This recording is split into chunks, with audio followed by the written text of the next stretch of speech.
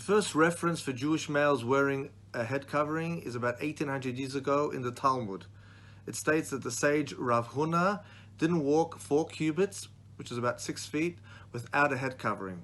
He said, "The Shekhinah, the divine presence, is above my head." Similarly, the sage Rav Nachman bar Yitzchak, his mother was told by astrologers that he would be a thief, so his mother ensured that he always wore a head covering, so the awe of God should be upon him. It was told that one time he was studying under a date tree that belonged to somebody else. His hat flew off. He looked up and he was tempted, and he actually took a bunch of dates. And from this he learned that the head covering served to suppress his negative tendencies.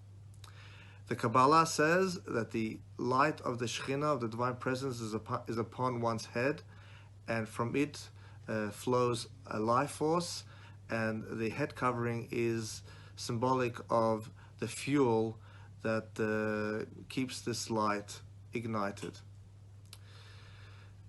Originally, this head covering for males was an act of piety. It was only done by men of distinction. Maimonides in the 12th centuries considers a head covering an act of modesty for scholars only. However, this practice spread, and eventually in the 16th century, Rabbi Yosef Karo, the author of the Shulchan Aruch, the Code of Jewish Law, rules that one should not walk 4 cubits, 6 feet, without a head covering. But nevertheless, there are still differing opinions amongst the halachic authorities if this is still just an act of piety, or if it is actually a requirement according to halacha. For those who claim that it is a requirement of a halacha, it's obligatory, so they claim that it's a requirement for other reasons also. One of them is that since it has become the practice of Gentiles to remove their headgear as a sign of respect, so therefore we are instructed by the Torah not to follow the statutes and the practices of the nations, so therefore we must wear a headgear to show that we are Jewish. Others claim that since it became prevalent for Jewish males to cover their head, removing that covering would be prohibited under the laws of modesty, where one is not allowed to uncover parts that are usually covered. Actually, halachic modern authorities claim that in nowadays, for observant Jews, it's not just a requirement, but it's a special requirement.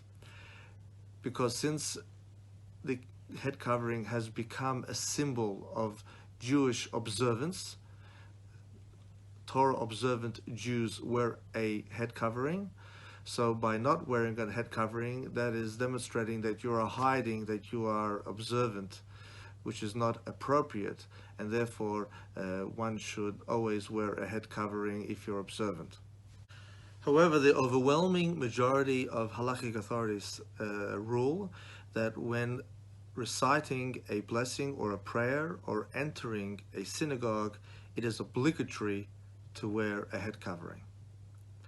Now you might ask, if the reason for a head covering is to remind us that God is upon us, what happens if I'm already conscious of that anyway? Why do I need to have something tangible to remind me? Well, some explain that it's similar to a wedding ring. You know, we wear a wedding ring as a sign that we belong to someone. Now, even though you might be conscious of your loved one all the time, we still wear a wedding ring. And we don't only wear a wedding ring till we are sure that we're not going to forget our loved one. The reason is, just because you know you're married, it doesn't mean you might not forget when temptation comes its way. And also, the ring is not only a symbol for the one wearing it, but it's a message for everybody else who sees it, to make them aware that you are married and you belong to someone. Similarly, only very holy people are conscious of God all the time. the rest of us need a tangible reminder. And also, the head covering is not only for the one who wears it, but it is to make others aware that we belong to someone. But why don't Jewish women, females, wear a head covering? There are a number of explanations. One is that until around about the 20th century, in most countries, all women used to cover their heads.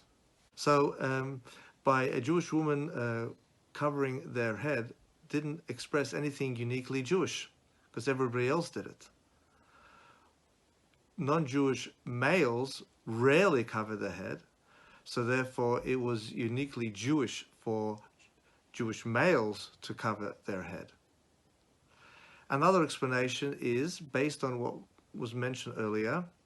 One of the reasons why we wear a head covering is because the Gentiles, out of respect, used remove their head covering. But that only actually applies to males. Non-Jewish males remove their headgear out of respect, but not Jewish females.